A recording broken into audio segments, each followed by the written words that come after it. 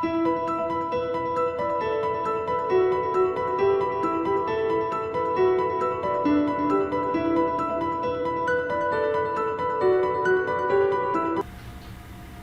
Friends, welcome to civil engineering learning course and यहाँ पे मैं आपके लिए एक बहुत ही सिविल इंजीनियरिंग के लिए जो बहुत ही इम्पोर्टेंट है वो टॉपिक लेके आया हूँ और वो टॉपिक का नाम है बार बेंडिंग शेड्यूल।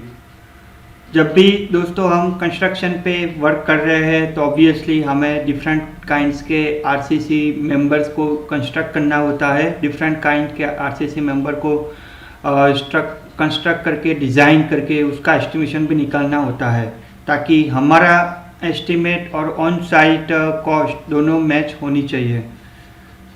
तो बार बेंडिंग शेड्यूल ये एक बहुत ही आरसीसी का बहुत ही मेजर इम्पोर्टेंट टॉपिक है और आप किसी भी कंस्ट्रक्शन में चले जाओ, वेदर वो बिल्डिंग का है, फिर ब्रिजेस का है या फिर डैम का है, रिटेनिंग वॉल का है, कोई भी कंस्ट्रक्शन में आप चले जाओ, आरसीसी की कोई भी कंस्ट्रक्शन में बार बेंडिंग शेड्यूल जो है वो बहुत ही इम्पोर्टेंट रोल प्ले कर रहा है।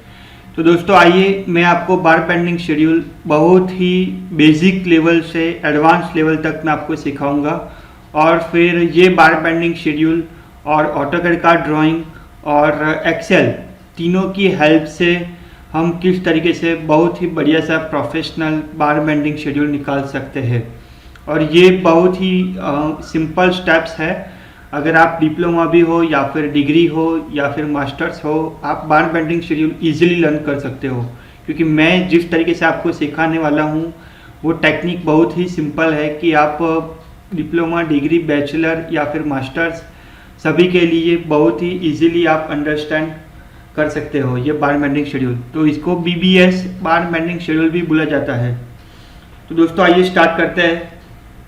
सबसे पहले हम ये ट्रेनिंग में क्या कवर करने वाले हैं। बार बेंडिंग शेड्यूल में हम कवर करने वाले हैं सबसे पहले इंट्रोडक्शन जो बहुत ही बेसिक्स रहेगा। उसमें मैं आपको बेसिक्स फॉर्मूलाज क्या होती है, बार बेंडिंग शेड्यूल क्या होता है उसके बारे में थोड़ा सा एक्सप्लेन करूंगा। फिर हम स्टार्ट करेंगे स्ट्रक्चरल मेंबर से। तो पहला स्ट्रक्चरल मेंबर ऑब्वियसली जब भी हम कंस्ट्रक्शन में जाते हैं तो पहले हम फुटिंग कास्ट करते हैं, तो फुटिंग से हम स्टार्ट करेंगे, फिर कॉलम के ऊपर बीम जो कास्ट होते हैं उसके ऊपर, फिर स्टारकेस, फिर 2A स्लैब,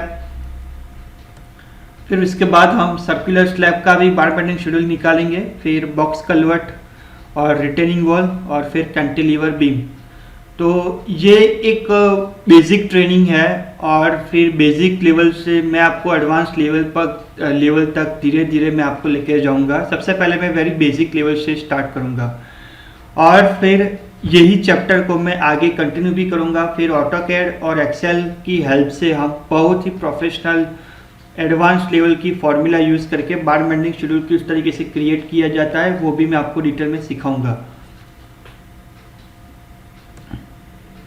तो ये कोर्स किसके लिए है, मतलब कौन कौन से प्रोफेशनल्स ये कोर्स कर सकते हैं। सिविल इंजीनियरिंग स्टूडेंट्स ऑब्वियसली जो लोग सिविल इंजीनियरिंग का डिग्री, डिप्लोमा कर रहे हो, मास्टर्स कर रहे हो, वो लोग डेफिनेटली ये ट्रेनिंग अटेंड कर सकते हैं। फिर क्वांटिटी सर्वेयर कि जिनको क्वांटिटी निकालनी होती है वो लोग, फिर साइट सुपरवाइज़र को भी बार बेंडिंग शेड्यूल का नॉलेज होना चाहिए ताकि अगर ड्राइंग में कुछ भी मिस्टेक हो या फिर ऑन साइट कुछ भी मिस्टेक हो तो वो तुरंत ही रेक्टिफाई कर सके। फिर जो एस्टिमेटर्स होते हैं, जो एस्टिमेट निकालते हैं, उनको भी ये बार बेंडिंग शेड्यूल का नॉलेज होना चाहिए। Obviously civil engineering, site engineering, contractors और कुछ लेवल तक आर्किटेक्ट को भी ये बार बेंडिंग शेड्यूल का नॉलेज होना चाहिए अकॉर्डिंग टू मी। तो दोस्तों आइए हम स्टार्ट करते हैं चैप्टर 1 और चैप्टर 1 है हमारा basics of bar bending schedule. अब सबसे पहले हमें ये चीज़ पता होनी चाहिए और मैं आपको ट्रेनिंग स्टार्ट करने से पहले बता दूं कि आप नोट पेन साथ में लेके बैठो और कुछ भी इम्पोर्टेंट चीज़ अगर आपको लगे तो वो आप नोट डाउन कर दो ताकि आपको अगेन एंड अगेन वीडियो देखने की ज़रूरत ना पड़े। एक ही बार वीडियो अगर आपने देख लिया फिर वो वीडियो आप नोट्स प्रिपेयर करोगे तो आपको अच्छी तरीके से वो आप रिवाइज भी कर सकते हो। सबसे पहले हमें ये जानना जरूरी है कि diameters of bar in mm और in inches, standard diameters of bar क्या होते हैं।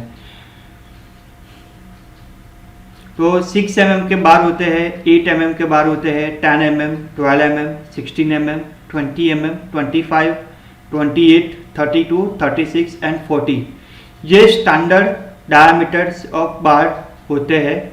और standard length of bar in metre 12 metre होता है कि एक जो बार होता है वो 12 मीटर का एक बार रहता है। सिमिलरली अगर diameter of reinforcement in inches अगर हम देखें तो 3/8 इंचेस है तो वो उसका डायमीटर हो जाएगा 3 इंचेस।